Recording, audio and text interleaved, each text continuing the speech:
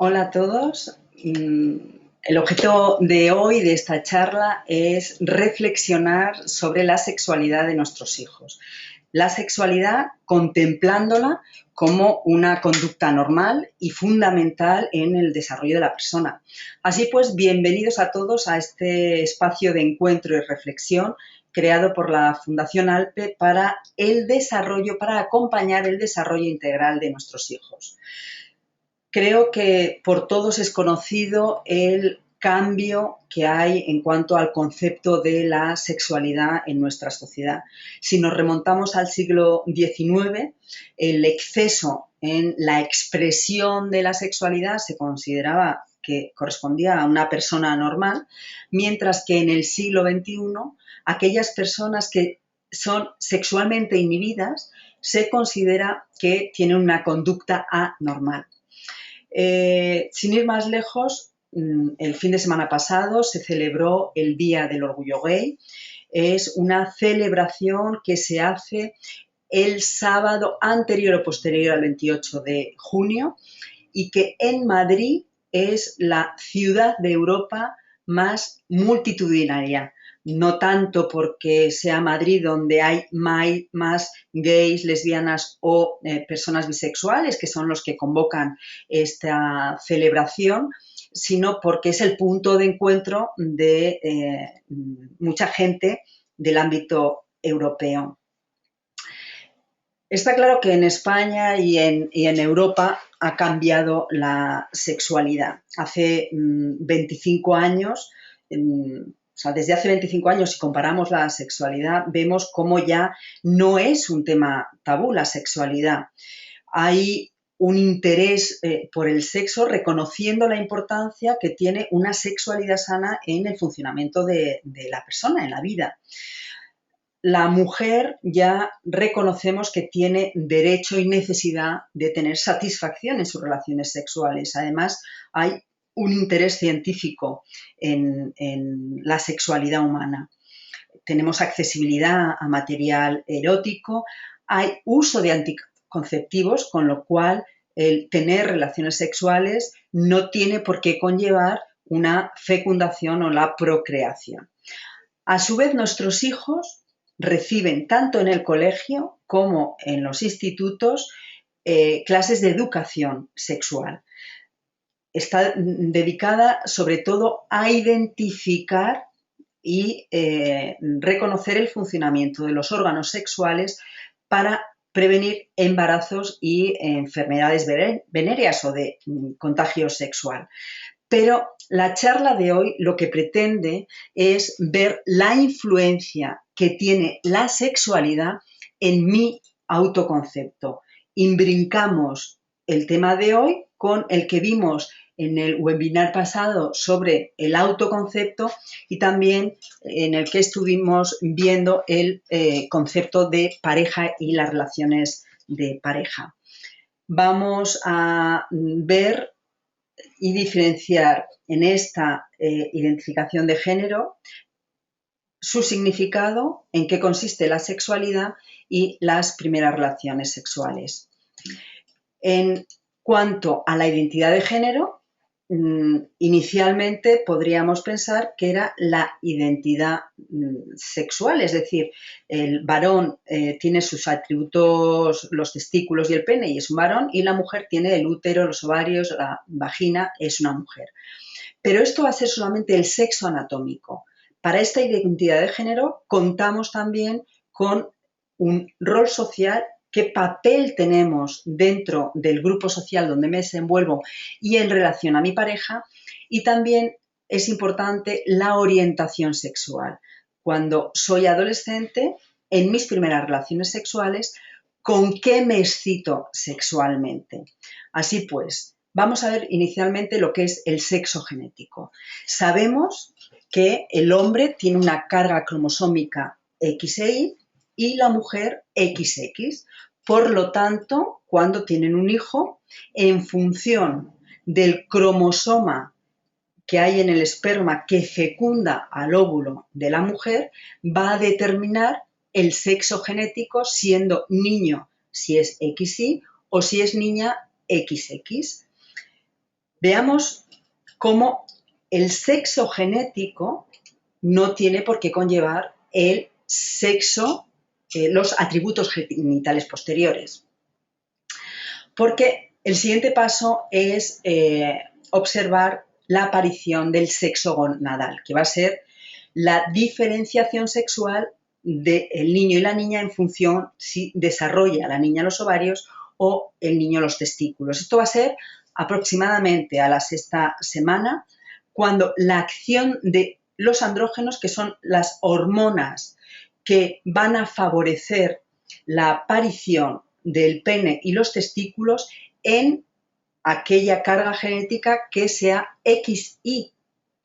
Sin embargo, se puede dar el caso de que haya un embrión cromosómicamente cargado con el valor XY, pero al no recibir la descarga de testosterona de estos andrógenos, no desarrolle los atributos masculinos y en su crecimiento va a tener un aspecto de mujer.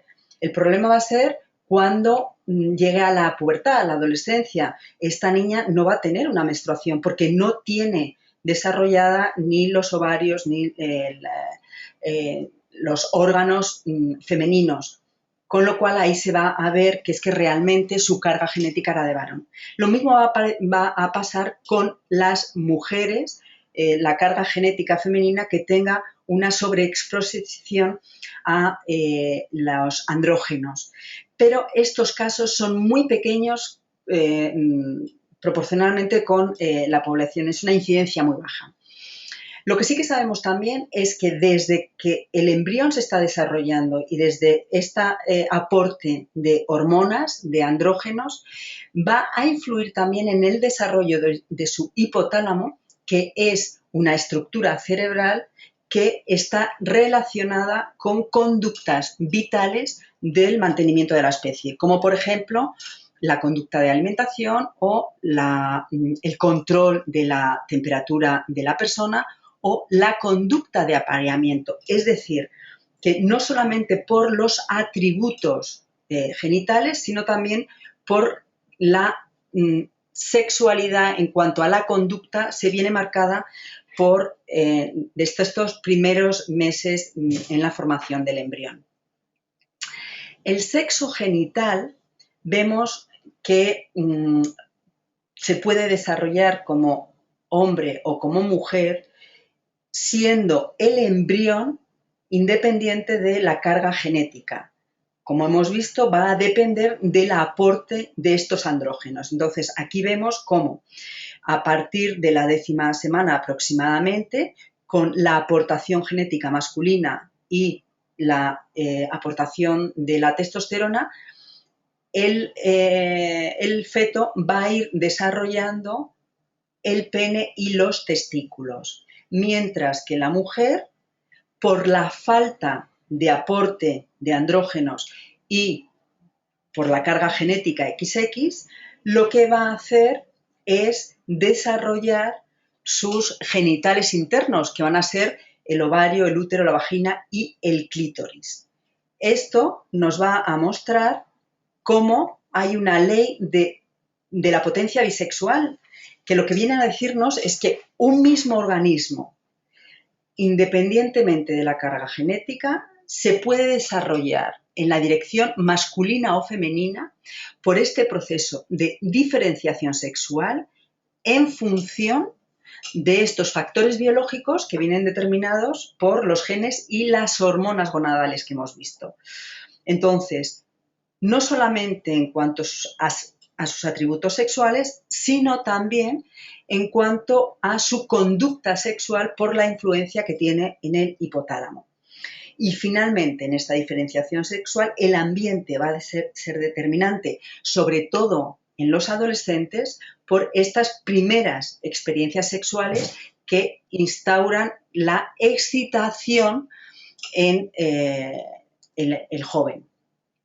En esta identidad sexual, nosotros como padres, pues lo que haremos será primero identificar qué atributos tienen y acompañaremos esta identidad sexual de nuestros hijos con la mayor naturalidad, puesto que es algo que tiene una influencia importante en nuestro desarrollo como personas.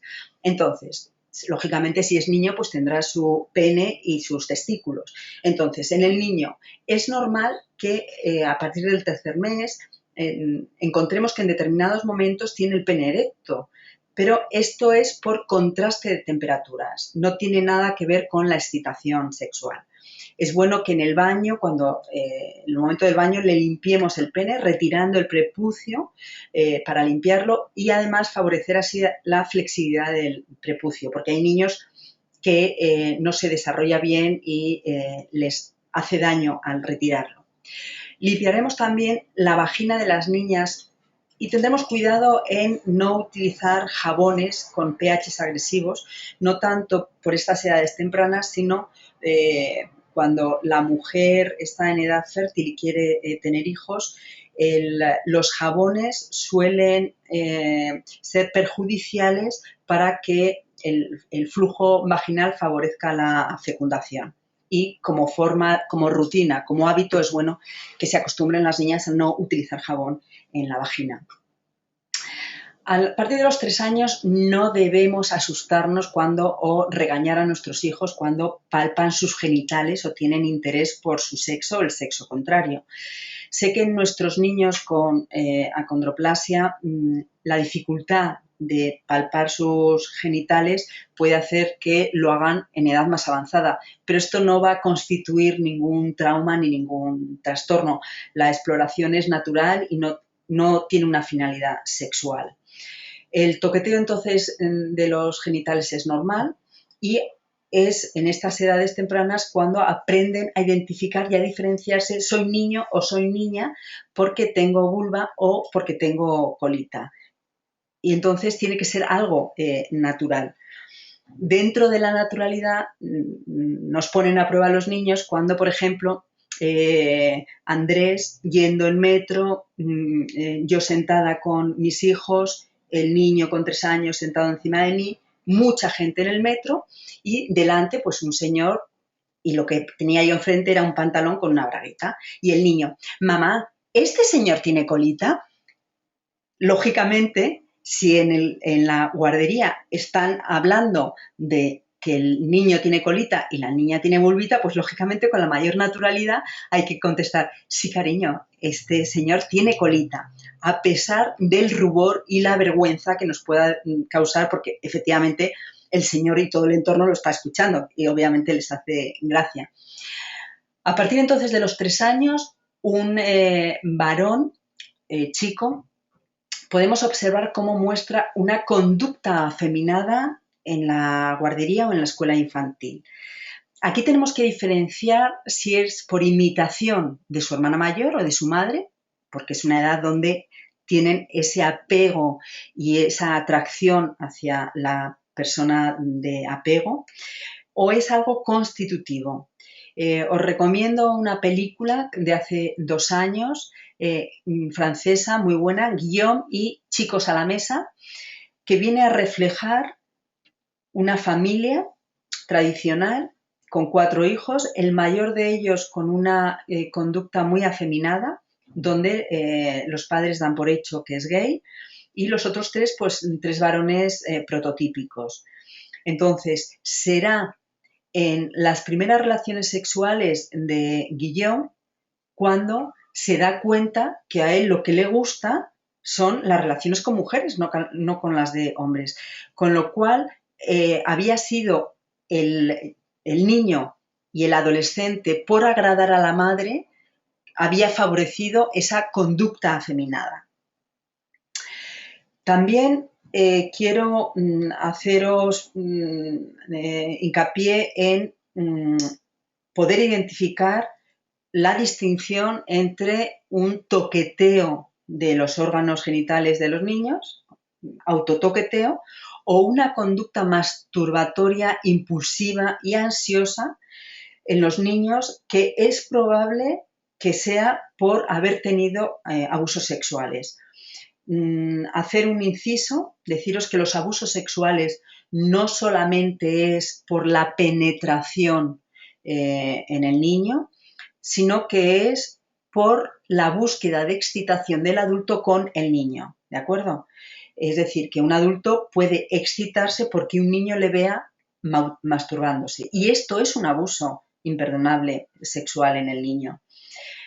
También la edad del abusador tiene que ser mayor de 16 años con una diferencia de 5 años. Bien, también quiero poneros en alerta sobre los dibujos animados con una carga sexual dudosa que puedan estar viendo nuestros hijos.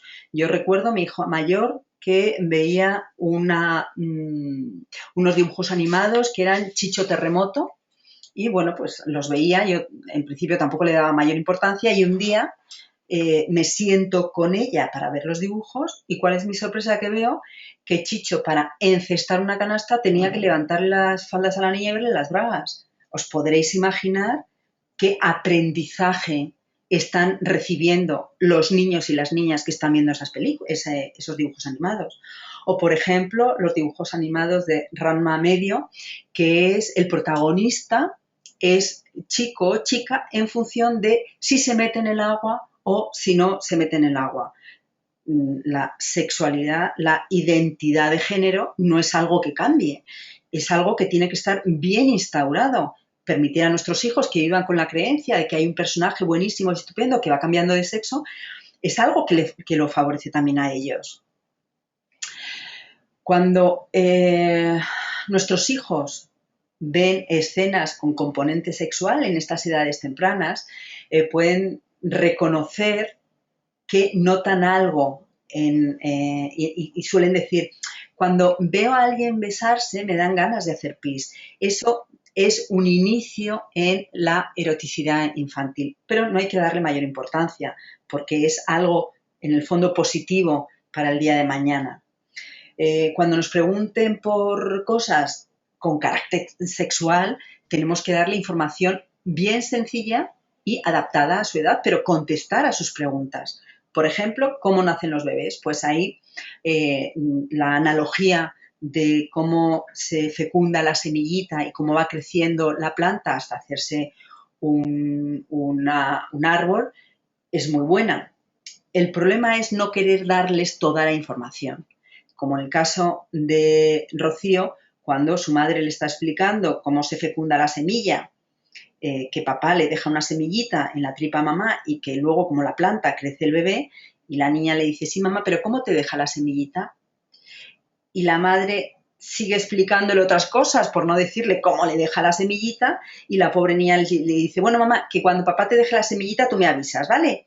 Es decir, los niños tienen absoluta naturalidad y tienen necesidad de entender las cosas. Entonces le debemos dar la información lo más sencilla y accesible. Es decir, si te pregunta que cómo deja la semillita papá, pues le dice que para entrar en la tripita tiene que ser en la vagina. Entonces le deja el pene en la vagina para que le pueda dejar la semillita.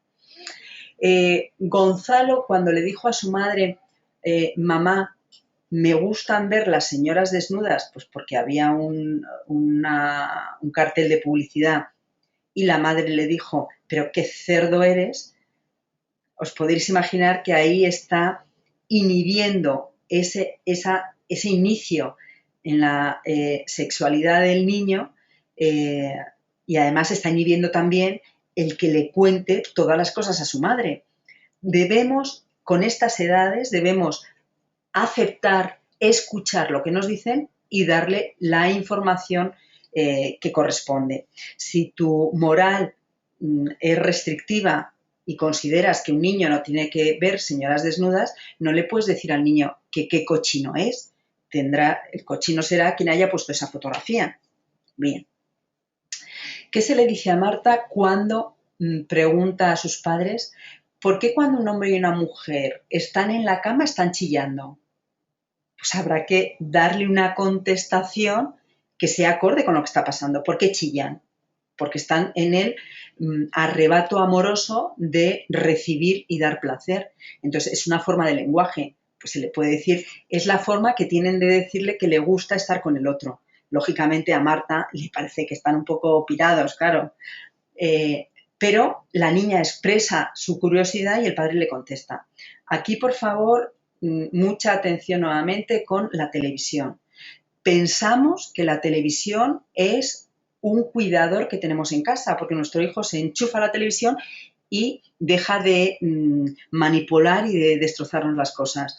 Pero lo que no nos damos cuenta es que nosotros no tenemos por qué compartir los estereotipos que están dándole a nuestros hijos por medio de la televisión.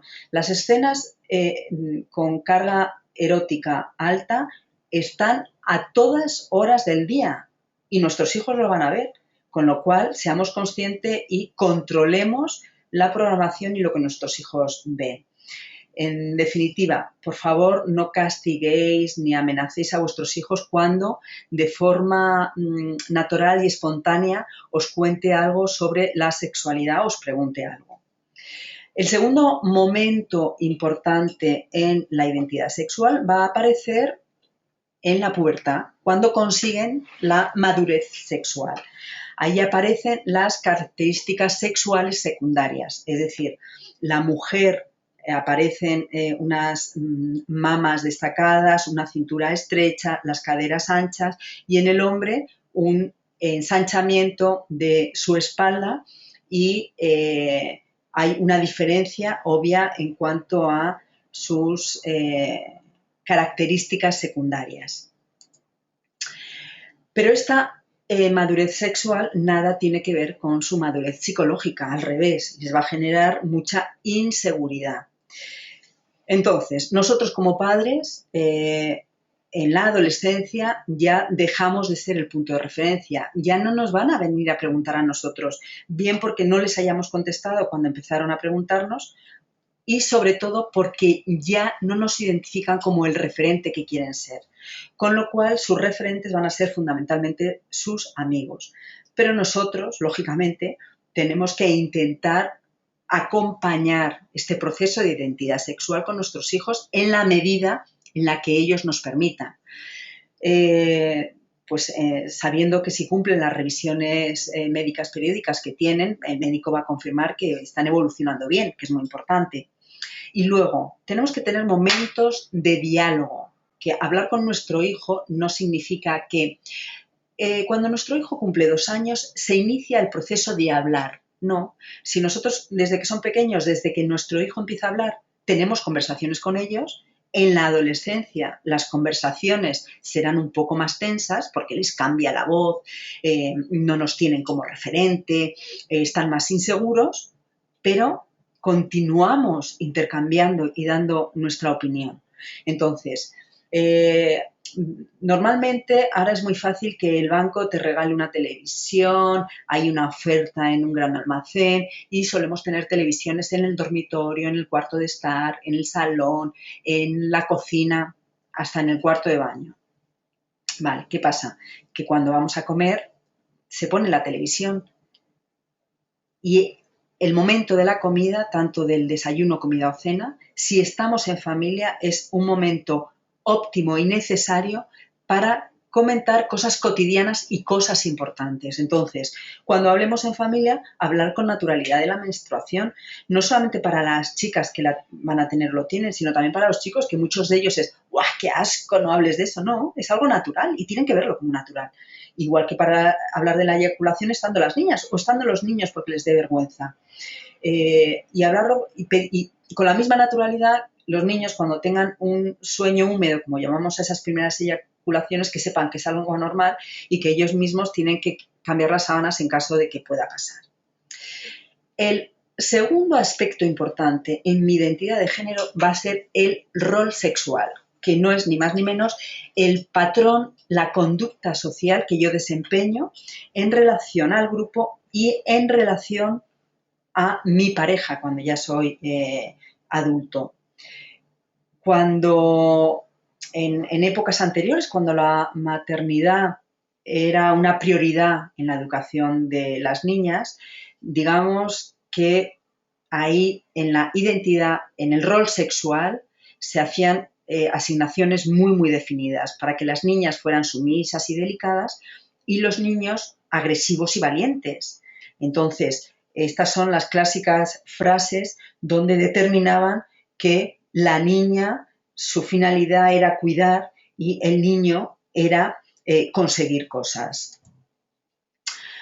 Ahora, y gracias a la necesidad de que la mujer no sea solamente un cuerpo y no sea solamente un medio, sino que la mujer sea también una persona para desarrollar y aportar más cosas a la sociedad, se favorece la igualdad entre hombres y mujeres. Entonces, en esta asignación de papeles, la mujer ya no es pasiva en la declaración de amor, ni en la búsqueda de placer sexual, porque normalmente el hombre tiene más líbido, digo normalmente, luego cada uno lo tiene que adecuar a sus circunstancias. El hombre es más activo sexualmente que la mujer. Por ejemplo, en la menopausia la mujer pierde mucha apetencia sexual. Entonces, es la mujer la que tiene que ser activa, la que tiene que solicitar a su pareja qué es lo que a ella le permite sentirse bien, sentir placer y tener interés por esa relación sexual que inicialmente a lo mejor no podía tenerla. Hay un reparto igualitario en las tareas domésticas. Tenemos que tender a ello. El cuidado de los hijos ya es en función del tiempo disponible, igual que las tareas domésticas, no tanto por el rol femenino o masculino. Ahora, el desarrollo laboral depende de la persona y no de si eres mujer o eres hombre. Y como vemos en esta fotografía, hay una tendencia andrógena en la estética, es decir, tanto en la complexión física como en la forma de vestir o la forma de cortarnos el pelo o de depilarnos, tiende a ser muy parecida entre el hombre y la mujer. Si vemos los estereotipos más admirados entre nuestros jóvenes, que son los deportistas, pues veremos cómo el corte de pelo que puedan tener, aunque en los deportistas en el fútbol es distinto, porque lo suelen llevar más corto por el tema de que no les moleste y tal, pero bueno, en todo caso estoy segura que esta imagen nos resulta familiar y luego la de depilarse las cejas, pues la mayor parte o muchos futbolistas se las depilan y muchos varones de nuestro entorno. En este desarrollo del rol sexual que asignamos a nuestros hijos, la necesidad de la mujer en reivindicar su espacio, independientemente de la maternidad, es lo que favorece el que ya no hagamos unas atribuciones tan diferenciadas entre los niños y las niñas. Lo cierto es que a partir de los 2 y 4 años, como veíamos en la webinar pasada, con el inicio del autoconcepto, de identificar mi identidad frente a la del otro, ya busco saber si soy niño o niña porque tengo vulvita o porque tengo colita. Y los padres acompañan en la ropa que les ponen. Pues aquí tenemos a Julia, que los padres le colocan el vestido, y a Lona, que los padres le han puesto el lacito, pero sin que sea ya tan determinante la forma de vestir. Sabemos que los hijos llevan en su carga genética pautas de conducta. Siempre me gusta contar cómo en un grupo infantil, grupo de niños de 1 o 2 años, había 3 niños que cuando se jugaban a las construcciones y hacían una torre de módulos apilados, Andrés siempre en esa torre hacía como si fuera una pistola y hacía pum, pum, pum. Guillermo siempre hacía como si fuera un coche, rum, rum, rum, y Laura siempre hacía como si fuera un bebé que lo acunaba en sus brazos.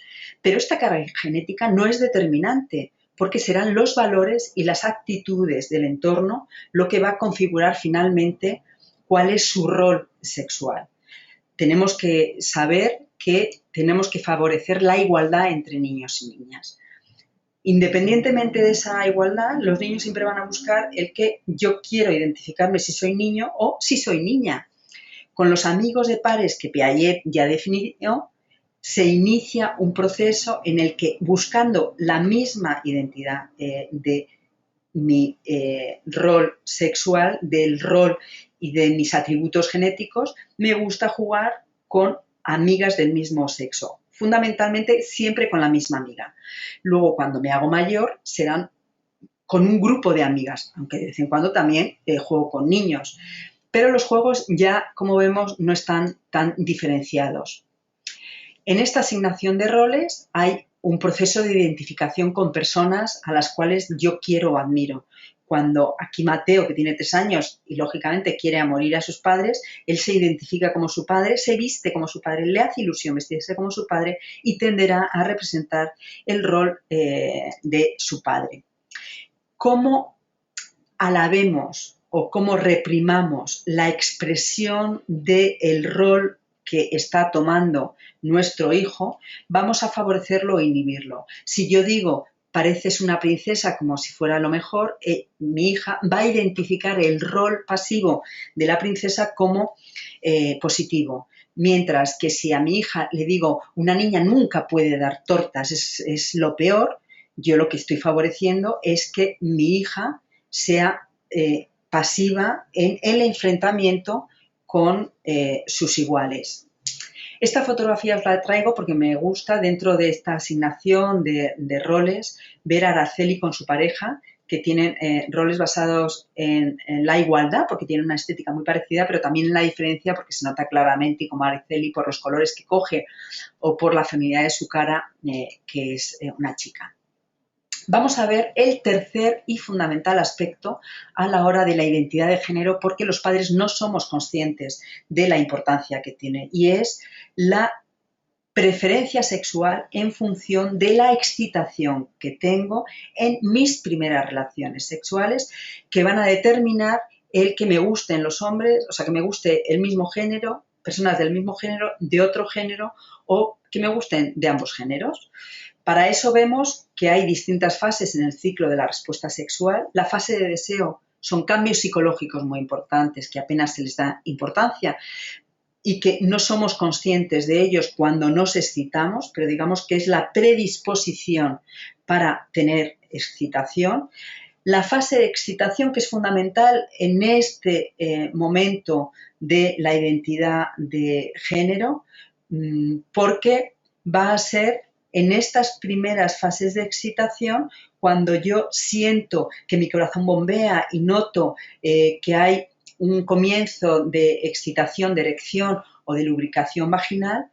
La importancia que tiene los primeros contactos con las personas o con los objetos que tengan, lo que va a determinar si me excitan las mujeres o me excitan los hombres. Así pues, va a ser mediante un aprendizaje que denominamos condicionamiento clásico, definido por Pavlov a principios del siglo XIX, en relación a otros temas, pero que se identifica ahora con el aprendizaje de mi orientación sexual. Si yo en mis primeras relaciones sexuales tengo un orgasmo y recibo placer, el que lo haga con un hombre siempre o que lo haga con una mujer siempre, va a determinar que ese hombre, o sea, el concepto de hombre, la estética de hombre o la estética de mujer, va a ser la que me va a iniciar esta excitación sexual. Por eso es tan importante las primeras relaciones sexuales, en qué condiciones las realizan los adolescentes y con qué trascendencia. Y en la medida en la que nosotros podamos hablar y hablemos abiertamente de esto con nuestros hijos, será muy positivo para que tengan una identidad de género segura. Y no solamente estas primeras experiencias son con una persona, hombre o mujer, sino que el proceso de masturbación, que ya hemos superado el que estuviera estigmatizado como que provocaba la muerte de neuronas, la impotencia, etcétera. Bueno, la masturbación es un ejercicio eyaculatorio y de orgásmico que permite al sujeto recibir placer fundamentalmente psicológico. Entonces, de la misma forma que comentábamos antes, ese condicionamiento por las primeras experiencias, la masturbación me produce placer en función de los estímulos que preceden o que están cuando yo realizo este acto, van a tener en sí la misma potencia de excitación para recibir placer. Es decir, que si yo realizo muy a menudo masturbación viendo películas eróticas, me va a resultar muy difícil tener una relación sana con una pareja porque no va a tener la misma potencia de excitación que si lo hago con las películas que yo utilizaba en el ordenador. Aquí también tenemos que distinguir varias cosas, y es que el órgano de la vista es el órgano, junto con el olfato, con mayor potencia de elicitación sexual, ¿de acuerdo? Pero paralelamente a esto, tengo que saber, o sea, con esto quiero decir que yo puedo tener una conducta de relación estable con mi pareja y recibir placer, y veo una película erótica y noto que me excito muchísimo. Es normal. Pero otra cosa es que yo no pueda excitarme con mi pareja porque noto que solamente me excito viendo con películas eróticas. Por esto, masturbación sí, pero siendo conscientes en qué entorno, con qué frecuencia y con qué resultados. También haceros conscientes de que la preferencia sexual, lo que me excita sexualmente, puede ser independiente de lo que hago realmente. Si yo soy una persona muy insegura, me gustan los hombres, pero me encuentro en una situación de intimidad donde una mujer se me propone y soy insegura, a lo mejor puedo tener relaciones homosexuales sin que yo tenga una orientación sexual homosexual. De la misma forma, hay factores ambientales. Estoy en la cárcel y solamente me relaciono con personas del mismo sexo. Pongámonos el caso de hombres que son heterosexuales, le gustan las mujeres, pero como no tienen posibilidad de estar con mujeres, pues tienen relaciones con hombres, solamente mientras están en ese entorno. Reconocer que el conflicto de la identidad sexual solamente va a aparecer cuando haya sufrimiento en la persona porque sus órganos genitales son distintos a cómo se identifican y el rol que tienen. Entonces, esto es lo que conlleva a la transexualidad, es decir, a operarse y quitarse los atributos con los cuales no se identifica la persona. En el manual diagnóstico de DSM-5, ya que es la última edición, hace 2 años, ya la transexualidad deja de ser una patología, sino que la transexualidad lo que se busca es que finalmente el sujeto pueda tener los atributos genitales que le corresponden a su identidad de género. Los síntomas, como hemos visto, comienzan en la infancia y no nos debemos confundir en la adolescencia por estas experiencias sexuales tempranas. Vamos a ver la preadolescencia, la sexualidad. Sabemos la preadolescencia empieza a los 8 años aproximadamente. Desde los 6 años ya los niños y las niñas buscan tener grupo de amigos del mismo sexo y les gusta hablar sobre estos temas relacionados con la sexualidad. Lo malo es que suele haber grupos de presión en los que da prestigio saber cuantas más cosas mejor de sexualidad. Pero no solamente la sexualidad que podamos estar hablando nosotros aquí, sino la sexualidad que ven en la televisión con el vocabulario que ven en la televisión. Con lo cual, por favor, os pido que seáis sensibles a dar la mayor información a vuestros hijos en la medida en la que os soliciten y no dejarles vía libre en que puedan ver cualquier tipo de experiencia sexual en la televisión. Se desarrollará la sexualidad en la adolescencia en 3 áreas: física, psicológica y también social. Física, pues son lo que hemos comentado antes en cuanto a los factores sexuales secundarios. hacer una mención en el adelanto de la madurez sexual en las niñas. Se ha adelantado 2 años aproximadamente en los últimos 10 años debido a la alimentación, al exceso de grasas. Los cambios psicológicos vienen determinados por esa inseguridad en la aceptación de mi cuerpo, la curiosidad por mi sexualidad, la inseguridad por mi identidad de género, por la confusión que puedo sentir por la información y mis primeras experiencias, y por mi cambio de voz, por mi cambio de humor. En cuanto a la influencia social dentro de la sexualidad de los adolescentes, como hemos visto, es determinante la elección del objeto sexual como elicitador de mi excitación sexual. Es importante que sepamos que los amigos del mismo sexo me permiten identificarme con ellos y conocerme mejor. No tienen por qué favorecer las relaciones sexuales con el mismo sexo.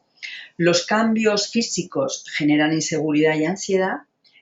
En aceptar esta nueva imagen, aquí nuestros niños con displasias óseas tienen una gran ventaja, y es que desde siempre ellos se han sentido diferentes, con lo cual aceptar estos cambios va a ser mucho más fácil que niños que siempre han respondido a un prototipo y de pronto empiezan a ver que son distintos y que no saben cómo les está cambiando el cuerpo.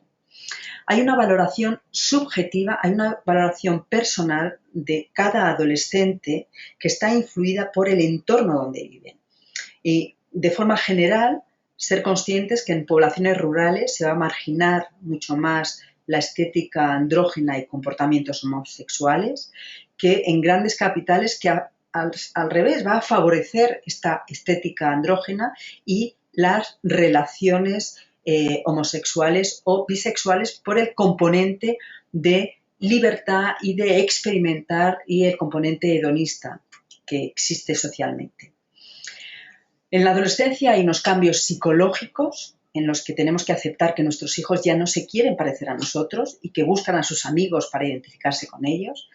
Hay un reconocimiento de cómo se excitan sexualmente y debemos hacerles identificar la diferencia entre la fuente de placer, como la masturbación o las relaciones sexuales, con las relaciones de pareja, porque las relaciones y mi sexualidad se tiene que basar en el respeto a mí misma y el respeto a mi pareja.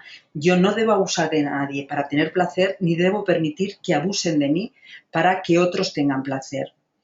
Socialmente, a los adolescentes les tenemos que enseñar en respetar a las personas independientemente de su orientación o práctica sexual. Una familia puede estar compuesta por hombre y mujer o miembros del mismo, o sea, que haya hombre-hombre y mujer-mujer. Esto no significa que un hombre haga el papel de mujer, no, cada uno representará el papel de su género, o sea, un niño podrá tener 2 madres o 2 padres. Socialmente también los adolescentes ya tienen acceso a los preservativos y tenemos que enseñarles a utilizarlos por los embarazos no deseados y por las infecciones con una trascendencia tan importante en la salud de la persona. Y luego ser conscientes que socialmente ya la familia y la iglesia ya no ejerce una restricción tan directa como antes. Tendencias. Observar cómo hay un aumento de jóvenes bisexuales, por esto que comentaba antes, enseñamos a nuestros hijos a confiar en ellos sabiendo que tienen derecho a conseguir todo lo que quieran y a buscar la felicidad como objetivo fundamental, siendo la felicidad la fuente de placer. Y si yo puedo conseguir placer con un hombre o con una mujer, pues, ¿qué más da? Vivimos en una sociedad francamente hedonista. Y luego el aumento del sexo virtual. Ya hay estudios, sobre todo en la sociedad japonesa, donde se alerta de que no hay parejas, no se quiere tener un compromiso con una pareja por primar mi individualidad y porque el sexo cibernético es mucho más seguro. Y no es que sea más seguro, es que como hemos visto, si en estas primeras experiencias sexuales yo como me excito es visualizando o manteniendo relación mediante el ordenador, el estar cara a cara y presencialmente con la persona no me va a aportar nada. Tenemos que favorecer en familia el poder hablar con nuestros hijos, sabiendo que hay factores culturales. Es distinto hablar de la sexualidad en Sevilla que en Galicia. De la formación es distinto que yo sea un ingeniero informático o que yo sea una educadora infantil, y de mi propia experiencia. ¿Qué experiencias he tenido yo que han marcado mi propia identidad de género? Tenemos que educar a nuestros hijos en valores y, como os decía, enseñarles a respetarse a ellos mismos y a respetar a su pareja. Y saber que nos van a hacer preguntas y nos van a plantear situaciones en las que tenemos que tener un criterio definido, como por ejemplo cuando mi hijo adolescente o mi hijo joven, que ya sé que tiene relaciones sexuales con su novia, y cuando viene a casa quiere seguir manteniéndolas. Tengo que tener un criterio para saber plantear qué es lo que puede o no puede hacer. Hablar sobre los embarazos no deseados. Tenemos que saber identificar los valores que yo quiero transmitir a mis hijos. Sí al aborto. Porque es que la mujer ha estado subyugada a su cuerpo y no ha podido desarrollarse como persona. Y necesita la mujer ser libre, que su cuerpo no sea solamente el portador de un cuerpo. No al aborto. El niño necesita la ayuda del adulto. Es un ser indefenso hasta que no tenga hasta 3 años. Necesita el apego del adulto. ¿Qué menos que cuando la mujer está embarazada? No se puede pensar que sin el apoyo del adulto el niño va a conseguir ser un ser humano. Informar sobre las enfermedades de transmisión sexual es un tema de mentalización desde que son muy pequeños. En cuanto a las primeras relaciones sexuales, no es tan importante el que reciban placer, porque las primeras relaciones sexuales no suelen ser muy buenas, porque hay falta de experiencia, por la inseguridad, por dolor en algunos momentos en la mujer, si está muy tensa, cuando se rompe el himen, el temor a que nos vean desnudos y pensar que tenemos algún defecto que no quiero que vean, la inseguridad si gustaremos o no, las expectativas en cuanto al tamaño, la apariencia de mi cuerpo, de mis genitales pueden estar influyendo. Entonces, la primera experiencia sexual no es determinante, serán las primeras experiencias sexuales. En todo caso, lo fundamental es que eduquemos a nuestros hijos, que estas relaciones sexuales estén basadas en el respeto a mí mismo y a mi pareja. Con esto terminamos esta webinar en la que os doy las gracias por acompañarme en este proceso de indagar y de conseguir aportar seguridad a nuestros hijos, y os animo a que acompañéis y forméis a vuestros hijos en el desarrollo de su identidad de género, que finalmente tendréis que aceptar con el amor que siempre os debe canalizar la relación con vuestros hijos. Muchas gracias pues a todos.